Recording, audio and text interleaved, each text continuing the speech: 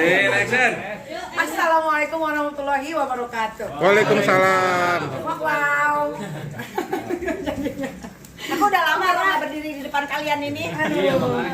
Kayak apa? Gimana Oke, tadi? Jadi terima kasih teman-teman wartawan karena udah mau menunggu dari pagi. Setia ya. Setia banget di depan. Tadi bapak-bapak polisinya juga ternyata udah comeback. Udah pulang ke asalnya, ke Serang, nggak tahu kenapa tiba-tiba dia pulang. Gue juga bingung. Tapi ya mungkin dia lelah. Apalagi? Ya nggak mau banyak komentar sih, kan kalian juga sudah menyaksikan dari jam 3 pagi. Nih kita telepon saya dan kalian yang sudah datang tahu masalahnya apa. Nih kita udah sempat bicara juga kan di sosial medianya. Saya hanya berpikir bahwa ini adalah kesalahan informasi atau apa ya, kurang komunikasi antara satu dengan yang lain. Tapi apapun saya yang selalu saya yang selalu ada di samping Niki untuk menasehati Niki dalam hal apapun. Saya hanya mengatakan hari ini saya sangat prihatin dengan apa yang Niki terima, perlakuan yang Niki terima hari ini. Saya hanya prihatin. Mudah-mudahan ini tidak terjadi lagi. Karena ini bukan masalah besar. Kita semua, seluruh Indonesia sudah tahu di mana kita sudah mempunyai sosial media. Kita jangan baper gitu nggak? Kita jangan baper, apalagi laporannya kalau nggak salah kan tentang ya menurut saya tidak pantas lah diperlakukan seperti ini. Tapi kan sudah komunikasi ya, sudah bapak-bapak polisi juga sudah mengerti bahwa Niki akan kooperatif datang, tentunya tidak dengan penjemputan paksa seperti tadi. Itu sih. Ya, tapi kaget lagi ketika lu malam di Kaget karena datangnya jam 3. Jadi yang ngebuka itu Yati, pembantu yang satu lagi. Terus Yati bilang dia dipaksa, terus dia didorong, pintu dibuka paksa gitu. Terus karena yang di rumah nggak berani bangunin, emang nggak ada yang berani bangunin kalau lagi istirahat kan. Ini bangunin adek Lintang. Terus Lintang ke bawah, Lintang malah dimarah-marahin sama bapak-bapak polisi, ada juga poluannya gitu kan. Akhirnya karena Lintang nggak bisa handle, Lintang bangunin saya gitu.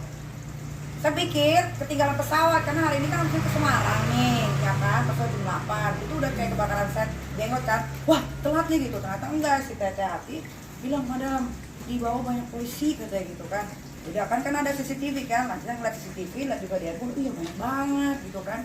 Terus akhirnya ya mau nggak mau harus turun kan, kalau diem aja kan juga nggak enak gitu. Turun baik-baik nanya gitu. Pas buka pintu itu udah kamera semua handphone, udah pada ngerekam gitu kan. Asa kan makin bingung gitu. Ini apa maksudnya? Saya dapat surat penahanan apa penangkapan gitu, paksa. Nah, kenapa gitu kan? Ya udah terima surat panggilan sudah gitu kan. Tapi maksudnya surat panggilan ini pun menurut Niki yang sering dilaporin polisi ya, ini tidak wajar. Karena dalam 1 minggu surat laporan polisi itu panggilan polisi itu datang tuh 12 kali gitu. 12 kali dalam 1 bulan. Ini kan dilaporin tanggal 16 Mei. Dilaporin tanggal 16 Mei. Ini cepet nih. Siapa? Sama Dito Mahendra. Kalian tau lah, ya kan? Sama Dito Mahendra dilaporin tanggal 16 Mei.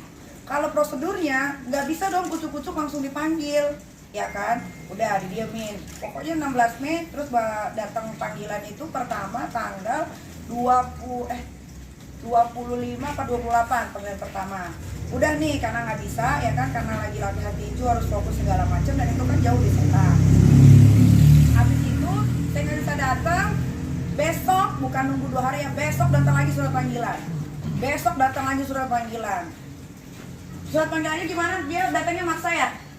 Tuh, maksa kayak preman gitu. Jadi semua tuh alhamdulillahnya semua terekam di CCTV gitu. Jadi bukan sekedar ngomong doang ya, jadi nanti takutnya dibilang, ini kita mau bacok doang. Enggak, gue berantem aja berani kan, boxing aja gue menang. Nah terus abis itu gara-gara di sini udah nggak digubris, dia pergi ke Pak Rete yang tadi nganterin surat panggilan juga. Pak Rete juga diganggu gitu, Pak Rete dikirimin Pak RT dikirimin surat panggilan juga ke sana, surat panggilannya jadi ke sana, jadi makin gak nyambung gitu. Pak RT-nya juga dapat surat panggilan untuk saya itu 3 kali.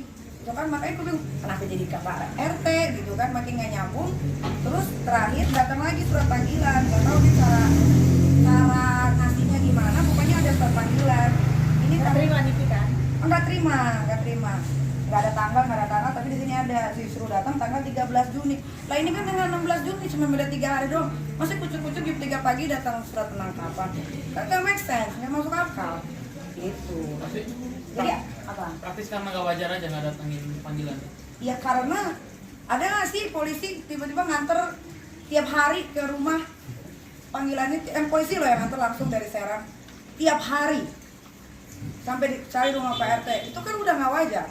Pasal-pasalnya yang diterapkan juga nggak wajar. Saya nggak pernah kenal Dito, tapi Dito pasti kenal saya karena dia pernah ngirimin bunga mengatasnamakan Askara Prasadyarsono.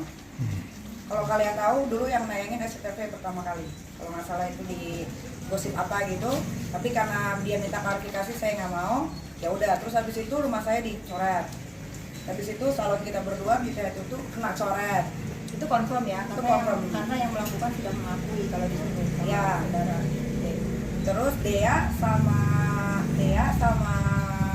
teman saya Diol dibuntuti, habis dibuntuti difoto dari belakang mobil segala macam, habis itu dikirim ke kos-kosannya. Jadi caranya tuh ada kenapa Pak?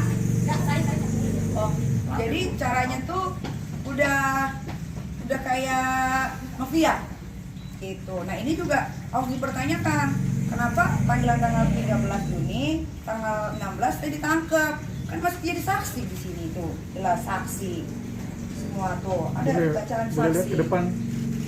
Ini alamat gitu-gitu di blur ya. Ya. Ya, Nih. Pak. Tadi Pak Dokter tuh laporan undang-undang ITE terkait mungkin ada postingan Oke. Udah. Nggak tahu. Saya nggak tahu. Karena Karena laporannya ITE aja. Karena jujur saya sama Dito itu saya tidak kenal sama sekali dan tidak pernah ada urusan apapun. Tapi nggak tahu kenapa dia ini selalu mengganggu hidup saya. Yang paling parah itu dia pernah bawa, atau ya saya Ambon atau apa, bolak-balik ke rumah saya, masih ada videonya. Tiba-tiba ngedeketin anak saya yang naik sepeda. Waktu itu pernah saya posting juga di story gitu. Jadi ini udah nggak wajar. Nah kenapa kepolisian Banten bisa melakukan ini sama saya? Apakah ada apa? Ya, pokoknya gini Apa? intinya Niki merasa ini hal yang nggak penting tapi dibesar-besarin. Karena tadi Niki sudah bilang bahwa memang betul bukan hanya Niki yang diteror atau di apa ya diancam-ancam lah gitu dengan saudara kita dari Ambon. Saya terima kasih buat teman-teman Ambon karena saya juga orang Ambon. Janganlah mau disuruh-suruh untuk meneror atau apa, karena saya juga sedih kalau misalnya teman-teman dari keluarga saya di sana dicapnya sama mereka itu kok mau gitu disuruh begitu. Saya terima kasih banget karena akhir-akhir ini memang sudah tidak ada lagi. Saya sangat apresiasi sekali sudah tidak ada yang neror kami, rumah Niki ataupun tempat usaha saya terima kasih sekali. Di kita ini kan kabar udah masuk ke proses penyidikan ya. Dari kamu sendiri udah pernah nyamperin ini Belum sama sekali. agenda kualifikasi mungkin. Belum sama sekali, karena kalau kita berdasarkan main otak ya, Dito ini kan domisilinya Jakarta ya, kok dia bisa bikin laporan di Banten, di Serang Banten? Nah, itu aja udah nggak masuk akal. Berarti kan ada, nggak tahu ya, diduga mungkin ada kedekatan antara Kapolda sama Dito Mahendranya, Kapolda Banten ya. Saya kan nggak tahu, tapi kalau caranya kayak gini, ya pikiran kotor saya jadinya ke sana. Ini kan bisa apa sih ini kalau boleh tahu? Nggak tahu katanya. Terus Nama baik. nama baik. Dia pencemaran nama baik secara elektronik, muat penghinaan apa segala macam gitu. Dia Bukan melakukan itu atau enggak? nggak tahu karena kan belum dimintain keterangan, nggak tahu yang mana yang dijadiin dasar pasalnya itu yang mana nggak tahu gitu. Karena kalau undang-undang ITE itu kan bukannya dari Bapak Kapolri Sigit itu harus ada mediasi ya? Ya kan? Nggak boleh dong. Masa jam 3 datang 12 orang loh malah mau ditangkap ya? Malah mau ditangkap dia bilang saya udah dapat surat penangkapan secara paksa. Ada videonya.